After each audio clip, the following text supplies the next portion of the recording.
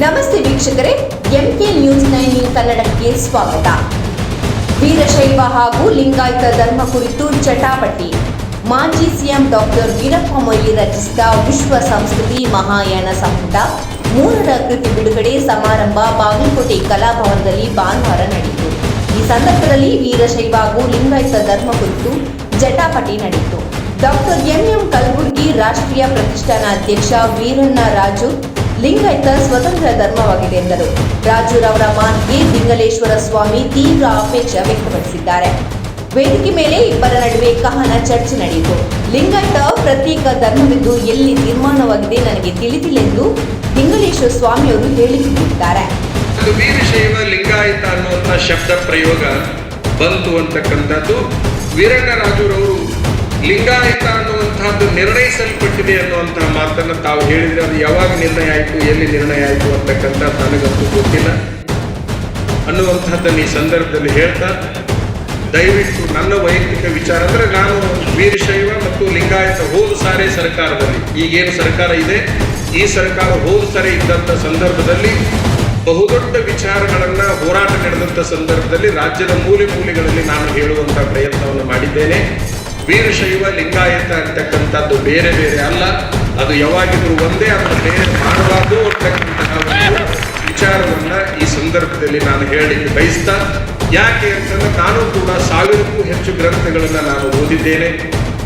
ಜೊತೆಗೆ ಇವರು ಏನು ಹೇಳಿಕೊಟ್ಟಿದ್ದಾರೆ ಅಂತಂದ್ರೆ ನಾನು ಹೇಳೋದಿಷ್ಟೇ, ನೀವು ಕಲಬುರಗಿಯವರು ಸಂಪಾದನೆ ಮಾಡಿದ ಸರ್ಕಾರದಿಂದ ಪ್ರಿಂಟ್ ಪಟ್ಟಿರ್ತಕ್ಕಂಥ ಪುಸ್ತಕಗಳೇನದಾವ, ವಚನ ಸಂಪುಟ ಅಂತ ನಾವೇನು ಕರಿತೀವಿ, 14 ವಚನ ಸಂಪುಟಗಳು ಮತ್ತು ಒಂದು ವಚನ ಪಾರಿಭಾಷಿಕ ಕೋಶದಲ್ಲಿ ನೀವೇನು ಹೇಳಿದಿರಿ ಅಂತಂದ್ರೆ ಮೊಯ್ಲಿ ಅವರು ಹೇಳಿದ್ದನ್ನೇ ಅದರಾಗಿ ಹೇಳಿದಿರಿ ಹೊರತಾಗಿ ಈ ವೇದಿಕೆಯಲ್ಲಿ ಹೇಳಿದ್ದನ್ನು ಅಲ್ಲಿ ಹೇಳಿಲ್ಲ ಅನ್ನೋದನ್ನ ಈ ಸಂದರ್ಭದಲ್ಲಿ ನಿಮ್ಮ ಗಮನಕ್ಕೆ ನಾನು ತರಲಿಕ್ಕೆ ಅವಶ್ಯಕ.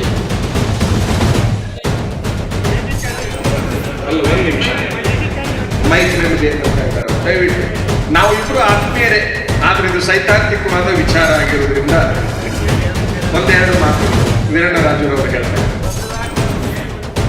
ವಚನದೊಳಗ ಅನೇಕ ಪ್ರಕ್ಷಿಪ್ತ ವಚನಗಳು ಸೇರಿದವನ್ನ ತಮಗೂ ಗೊತ್ತದೆ. 15ನೇ ಶತಮಾನದೊಳಗ ಶರಣರ 12ನೇ ಶತಮಾನದಲ್ಲಿ ವಚನಗಳ ಬರ್ತಿದ್ರು. ಆ ವಚನಗಳೊಳಗ ಶ್ಲೋಕವನ್ನು ಸೇರಿಸುವ ಕೆಲಸ ಮಾಡಿದ್ರು, ತದೇಶಯ ಇತ್ಯಾದಿ ಪದಗಳನ್ನು ಸೇರಿಸುವ ಕೆಲಸ. ಎಸ್ಆರ್ ಪಾಟೀಲ್ ಸಮೂಹ ಸಂಸ್ಥೆಗಳು ಬೆಳಗಂಡಿ ಹಾಗೂ ಸ್ವಪ್ನ ಬುಕ್ ಹೌಸ್ ಬೆಂಗಳೂರು ಇವರ ಸಹಯೋಗದಲ್ಲಿ ಬಾಗಲಕೋಟೆ ನವನಗರದಲ್ಲಿ ಮಾಜಿ ಮುಖ್ಯಮಂತ್ರಿ ಸಾಹಿತಿ ಡಾಕ್ಟರ್ ವೀರಪ್ಪ ಮೊಯ್ಲಿ ಅವರ ವಿಶ್ವ ಸಂಸ್ಕೃತಿಯ ಮಹಾಯಾನ ಸಂಪುಟ 3 ಗದ್ಯ ಮಹಾಕಾವ್ಯ ಬಿಡುಗಡೆ ಸಮಾರಂಭ ಅತ್ಯಂತ ಯಶಸ್ವಿಯಾಗಿ ಜರುಗಿತು. ಈ ಸಮಾರಂಭಕ್ಕೆ ಆಗಮಿಸಿ ಶಿರಟ್ಟಿ ಭಾವೈಕ್ಯ ಮಠದ ಶ್ರೀ ಪರಮ ಪೂಜ್ಯ ಫಕೀರ ದಿಂಗಲೇಶ್ವರ ಸ್ವಾಮಿಗಳು, ಎಸ್ಆರ್ ಪಾಟೀಲ್, ಸಾಹಿತಿ ಸರೋಜು ಕಟ್ಕರ್, ಪ್ರೊಫೆಸರ್ ರಾಜುರಾವ್ ಮತ್ತಿತರರು ಉಪಸ್ಥಿತರಿದ್ದರು. ವಿದ್ಯಮಾನವಾಗಿ ಈ ಒಂದು ಸಂಗೀತ ಸರಸ್ವತಿಯ, ಜ್ಞಾನ ಸರಸ್ವತಿಯ, ಅಕ್ಷರ ಸರಸ್ವತಿಯ ಸೇವೆ ಇದೇ ರೀತಿ ಮುಂದುವರಿಯಲಿ ಎನ್ನುತ್ತಾ ಒಂದು ಪ್ರಾರ್ಥನೆ.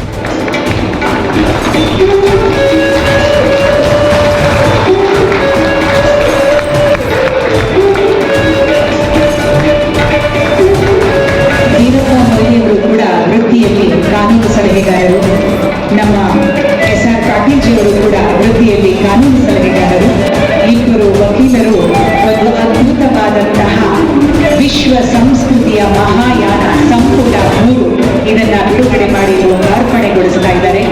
ಈ ಒಂದು ವಿಶ್ವ ಸಂಸ್ಕೃತಿ ನಮ್ಮ ಮುಂದಿನ ಜನಾಂಗಕ್ಕೆ ದಾರಿ ದೀಪವಾಗಲಿ. ವರದಿ ಮಹೇಶ್ ಪಾಟೀಲ್, ಬಾಗಲಕೋಟೆ.